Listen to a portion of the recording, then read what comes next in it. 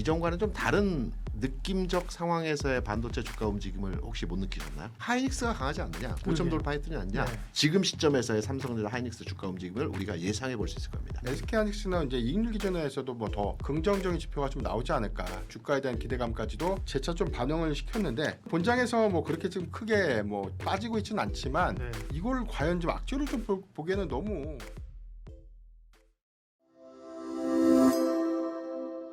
많은 의미를 부여해서 네. 시장을 판단합니다. 그런데 지금 고점을 돌파했다라는 것은 우리가 7천이나 8천을 바라보는 시점에서의 지수 전망치인데요. 네.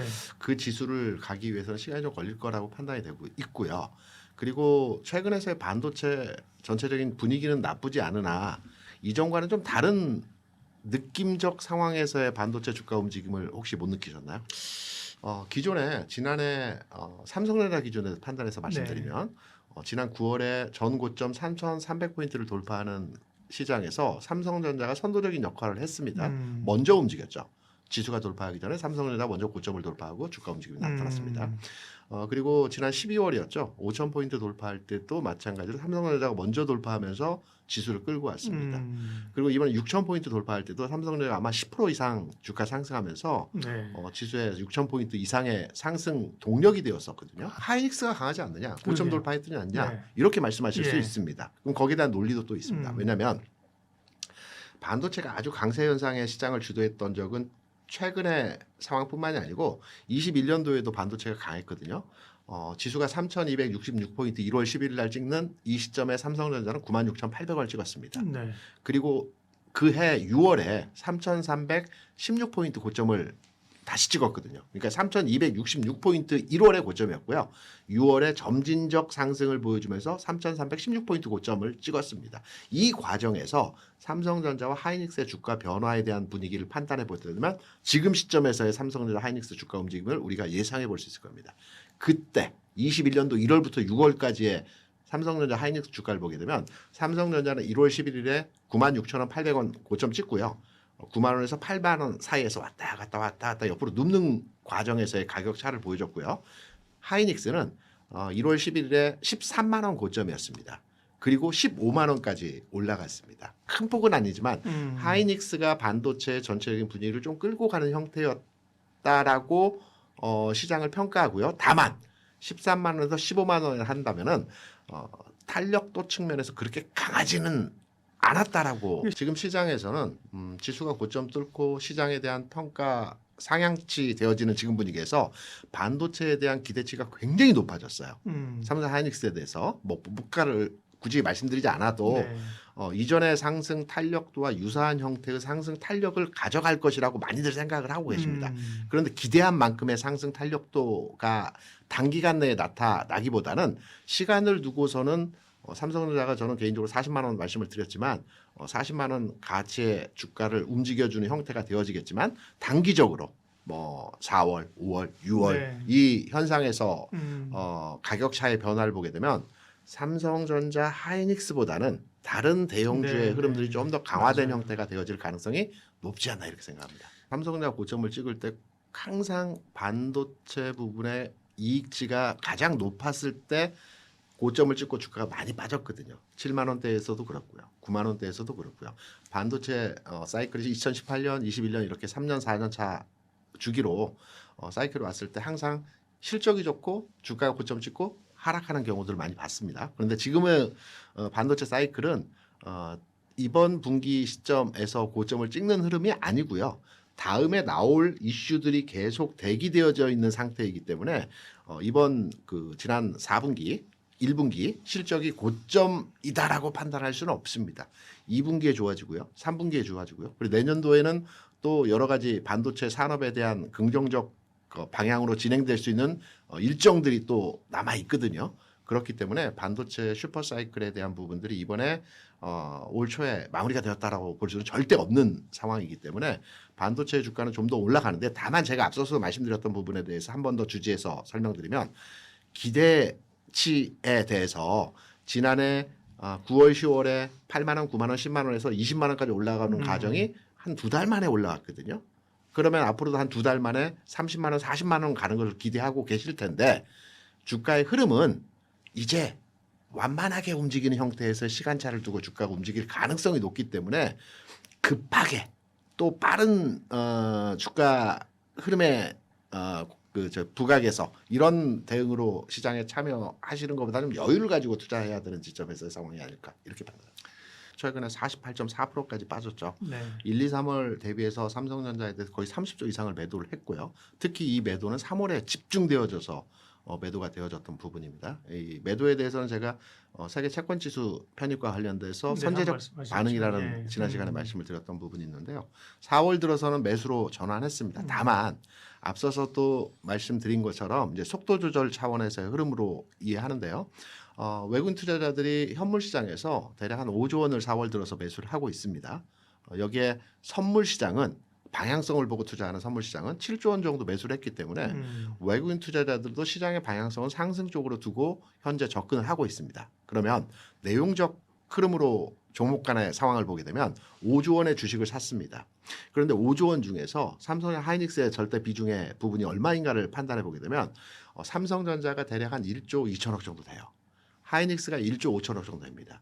그리고 나머지 한 2, 3조 정도는 다른 종목들을 샀거든요. 다른 종목이 뭐 방산이라 아까 좀 전에 말씀드렸던 2차전지나 전력기기 그 외 종목들을 샀던 겁니다. 다시 말해서 삼성의 하이닉스를 외국인들이 앞으로 사 들어오는 것은 뭐 정확한 사실임에 분명하나 얘네들도 속도 조절 차원에서의 부분 매수를 하고 있는 네. 측면에서의 접근이 아닐까. 이 영업이익 컨센서스가 너무 이제 급격하게 계속 바뀌다 보니까 뭐 네. 3개월 추정치, 2개월 추정 뭐 방송할 때마다 이 추정치가 재차 좀 바뀌었는데 자고 나면 올라갔어요. 네. 그 지난달 지금 방송에서 제가 영업이익 평균 컨센이 전체적으로 좀 많이 상향됐다고 하더라도 네. 한 45조 원대 중반만 넘어가도 예. 소위 말하는 좀 대박이다라고 말씀드렸는데 이게 좀 상단으로 좀 제시했던 53조 9천억이죠. 53조 9천억을 좀 뛰어넘었죠. 57조가 나와버렸어요. 네네. 그죠. 이 부분은 개인적으로도 굉장히 좀 경이로웠다라고 좀 음. 판단이 좀 되고 있고 통상적으로 삼성전자의 1분기 OPM을 한 30%대 미만으로 좀 봤습니다. 보수적으로 좀 보더라고요. OP 마진, 네, 네네. 영업이익률. 네. 그래서 이제 영업이익률을 보니까 한 20%대 중후반 정도 이렇게 예상을 했는데 막상 수치 대입을 하다 보니까 43% 정도가 나왔습니다. 네. 이게 나오다 보니까 SK하이닉스에 대한 실적 추정치가 당연히 그 눈높이가 좀 올라갈 수밖에 없었던 것은 네. 구조적으로 좀 당연할 수밖에 없었던 그런 상황이 아니었나라고 좀 생각이 좀 되고 있고요. 네. 하이닉스의 평균 영업이익 컨센이 한 31조 9천억 정도로 좀 형성이 좀 됐는데 처음엔 그랬었죠. 네, 삼성전자 실적 발표하고 나서 추정치가 재차 좀 상향된 평균 컨센이 38조로 좀 제시가 좀 됐었고 실적 발표 한 일주일 남기고 증권사 커버 한 4개 정도를 종합해 보니까 다 40조가 좀 넘었어요. 상단이 네. 41조. 저도 40조 넘을 줄 알았어요. 실제 네. 나오는 게. 그러니까 네. 주가 반응도 너무 좋았고 네. 일단 삼성전자의 추정치가 상단을 좀 돌파하다 보니까 SK하이닉스는 이제 이익률 기준에서도 뭐 더 긍정적인 지표가 좀 나오지 않을까 이런 것이 뭐 어제 뭐 주가에 대한 기대감까지도 재차 좀 반영을 시켰는데 이걸 과연 좀 악재로 좀 보기에는 너무 성과가 좀 좋았는데 네. 라는 좀 아쉬움이 좀 있었고 오늘 본장에서 뭐 그렇게 지금 크게 뭐 빠지고 있지는 않지만 네. 그래도 일부 차익 매물을 좀 소화하는 과정 그렇게 좀 해석을 할 수 있었고요. 가장 좀 중요하게 봤던 포인트는 영업이익률입니다. 네. 사상 처음으로 이제 70%대를 좀 돌파를 했는데 시장 전망치에서 분석됐던 내용이 디램 평균 OPM은 한 80%대 육박하지 않을까 이런 부분들에 대한 전망이 좀 나왔고 대체적으로 이제 평균 영업이익률이 뭐 71.5%. 이 부분은 이번에 TSMC가 1분기 OPM이 한 57%좀 60%가 좀 안 됐습니다. 그 다음에 엔비디아가 작년 기준에서 한 70%대 중후반 형성을 좀 했는데 올해 연간 기준은 아무래도 이 원가에 대한 부담 요인이 좀 있다 보니까 60%대로 좀 추정이 되고 있어요. 맞아요. 이 기조를 보면 사실 빅테크 기업들에 대한 이익률을 모두 다 뛰어넘는 성과를 이번 1분기에 SK하이닉스가 좀 해냈다. 그러니까 이 부분은 사실 시장에서의 뭐 컨센에 대한 눈높이가 너무 높아졌기 때문에 이걸 악재로 인식한다는 것은 좀 현재 기준에서는 SK하이닉스가 뭐 가장 높은 영업이익률을 구사하고 있다 이렇게 좀 보여지고 있고 네. 이게 이제 단발성으로 좀 끝나는 요인이냐 아니면 이제 2분기부터 영업이익률 70%대는 계속해서 유지가 좀 되느냐 이게 좀 중요할 것 같아요. 만약에 뭐 내년 내후년까지 현재 영업이익률을 고스란히 잘 유지가 좀 된다 그렇다면 지금 SK하이닉스와 뭐 삼성전자도 마찬가지죠. 지금 밸류에 대한 어떤 평가가 메모리 사이클이 갑자기 좀 이 가격 상승을 좀 수반하면서 좋아지다 보니까 이 부분을 좀 오래 가기에는 좀 제한적이다 이렇게 좀 보는 시각들이 좀 많다 보니까 네. 가치 반영을 높이는 특히나 뭐 TP를 올려도 정말 그 가격이 좀 도달이 가능할까라는 의구심이 좀 있었지 않습니까? 다만 이런 인식들이 이익률을 좀 수반을 하면서 이게 그 다음 분기까지 계속해서 보여준다면 저는 밸류 평가에 대한 가치 판단은 좀 달라질 수밖에 없겠다. 이 부분은 외국인 중심의 수급 기조도 이 시점을 좀 기점으로 해서 상당히 좀 달라지지 않을까라고 보고 있습니다. 네. 너무나 이제 양호한 실적을 지금 내다 네. 보니까 연간 영업이익 추정치가 재차 좀 바뀌고 있는데 맞아요. 제가 작년 4분기 때 영업이익 추정치를 80조 원대, 90조 원대 그리고 이제 그 다음 달 되니까 130조, 150조 여기까지도 이해가 되는데 네.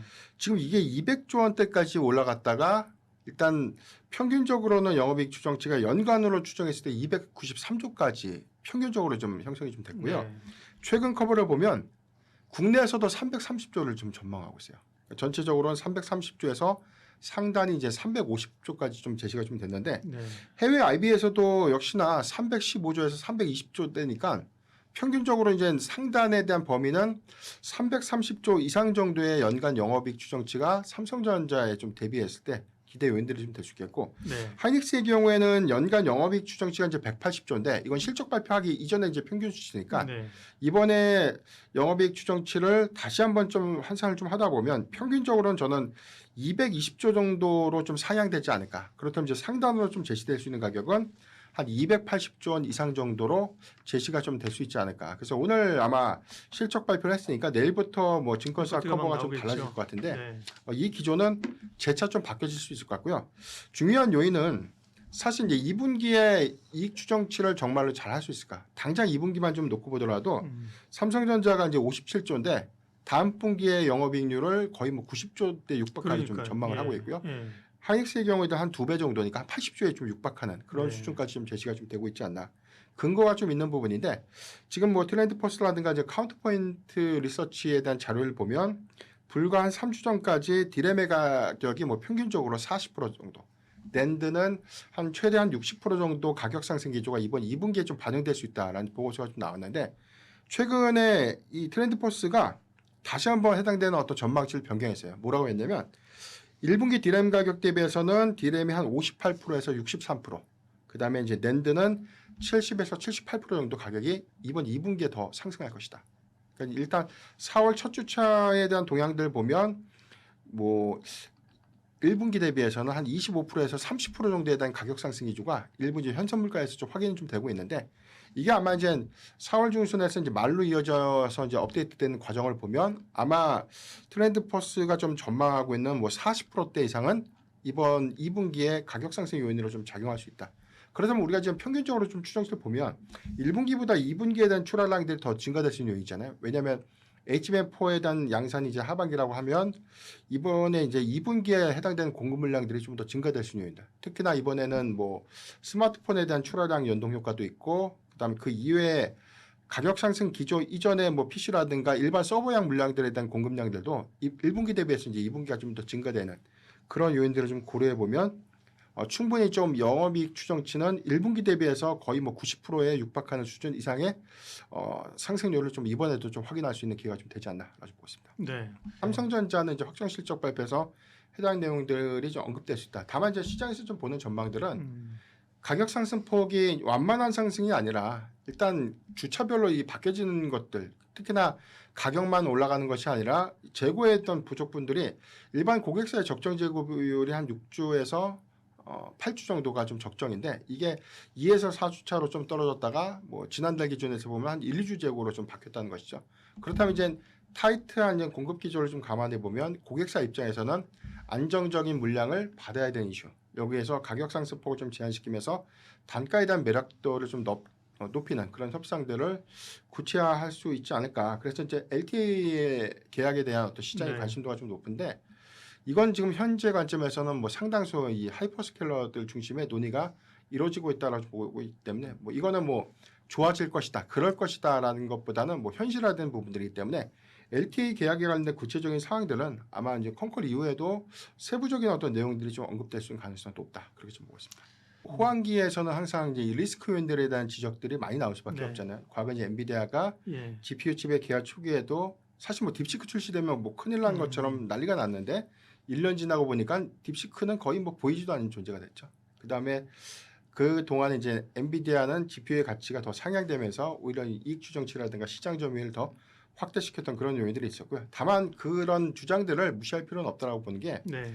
개인적인 생각을 하더라도 사실 이제 메모리 가격이 급격하게 좀 올라가는 것은 사실 뭐 투자자 관점에서 굉장히 좋죠.